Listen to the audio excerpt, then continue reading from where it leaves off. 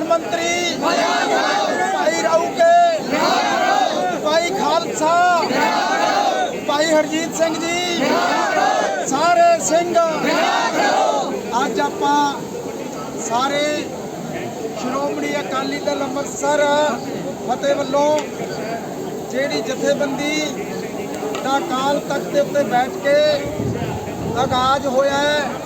गुरु दे विच चरणों दे अरदास हुई है ते श्रोमणी अकाली दल फतेह होंद विच आया वो सारे जथेबंदी ने अज आ जिहड़ी धरती है इस धरती ते 1699 विसाखी वाले दिन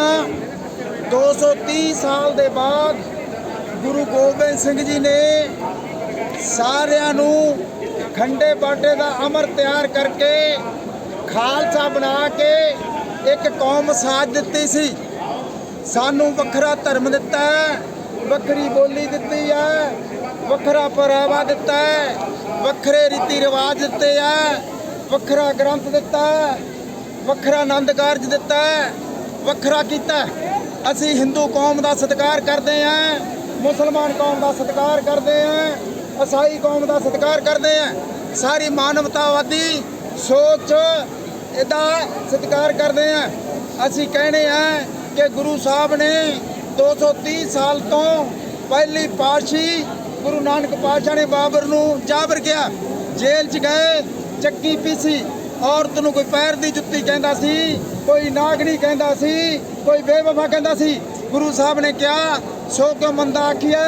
जित जम्मे राजान बराबरता का दर्जा दिता हिंदू बीबी नूं भी मुसलमान ते ईसाई नूं सारियां नूं दूजे पातशाह गुरु अंगद देव ने गुरमुखी लिपि दी है तीजे पातशाह ने संगत पंगत दी है बीबियां का घुंड चकाता बराबर का दिता चौथे पातशाह ने हरमंदर साहब दिता है 1588 दे विच मियाँ मीर तो नींह पत्थर खाया उस तो बाद 6वें पातशाह ने 1604 च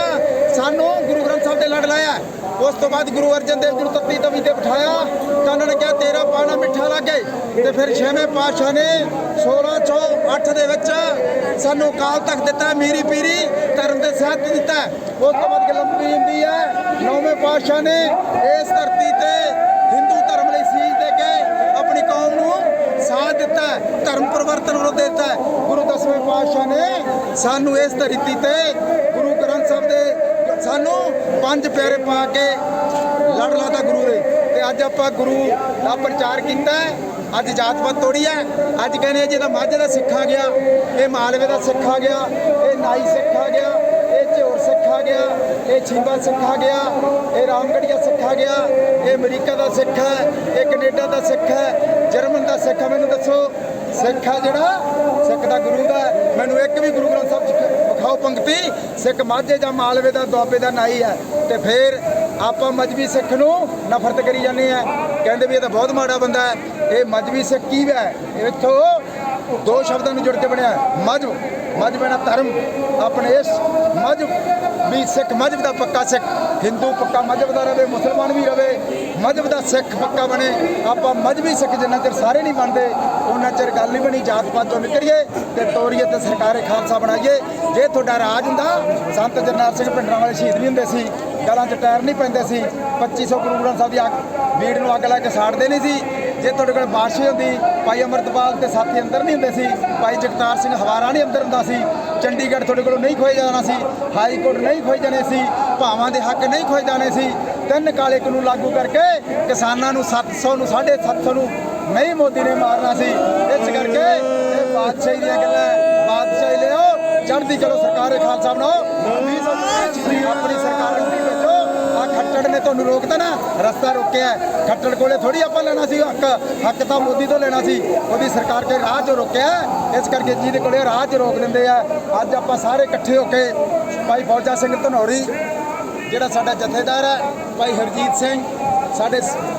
प्रधान साडे